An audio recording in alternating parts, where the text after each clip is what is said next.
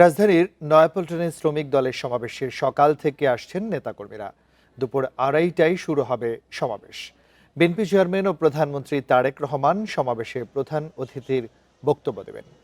প্রধানমন্ত্রীর দায়িত্ব গ্রহণের পর রাজধানীতে এটি বিএনপি চেয়ারম্যান তারেক রহমানের প্রথম জনসভা। শ্রমিক দলের পক্ষ থেকে এরই মধ্যে সমাবেশকে ঘিরে সব ধরনের প্রস্তুতি নেওয়া হয়েছে। দলের নেতারা আশা করছেন ঢাকা মহানগরীর বিভিন্ন এলাকা ছাড়াও আশপাশের জেলা থেকে বিপুল সংখ্যক শ্রমিক ও নেতাকর্মী সমাবেশে যোগ দেবেন। 200-র বেশি সার্ভিস ও ফিচারে লেনদেনের সব বিকাশ অ্যাপে সম্ভব। এ নিয়ে আরো বিস্তারিত জানাতে আমাদের সাথে যুক্ত হচ্ছেন সহকর্মী শিকদার মেহেদী হাসান। মেহেদী, আপনি সকাল থেকে যেটা জানাচ্ছিলেন যে সমাবেশকে ঘিরে ইতিমধ্যে নেতাকর্মীরা আসতে শুরু করেছেন এবং প্রধানমন্ত্রিত্ব পাওয়ার পর আসলে তারেক রহমানের এটি প্রথম জনসভা ঢাকায়। সবশেষ পরিস্থিতি একটু জানাবেন।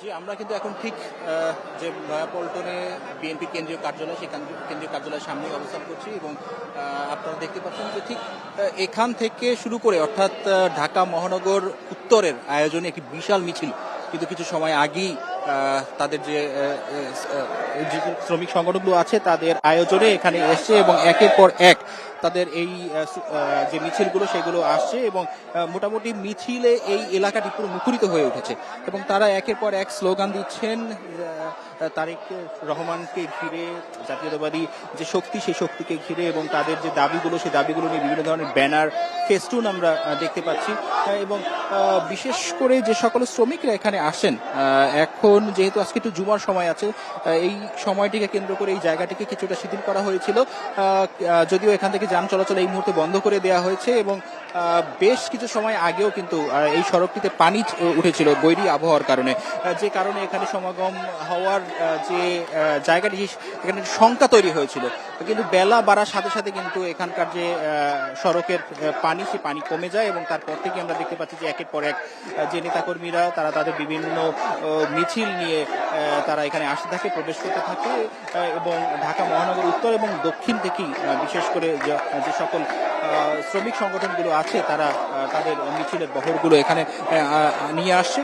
এবং আমি যদি একটি নির্দিষ্ট করে বলি যে এই জায়গায় অর্থাৎ নয়াপল্টনের যে কেন্দ্রীয় কার্যালয়ের সামনে এখানে প্রধানমন্ত্রী ঠিক দুপুর 2:30 নাগাদ তার আসার কথা রয়েছে।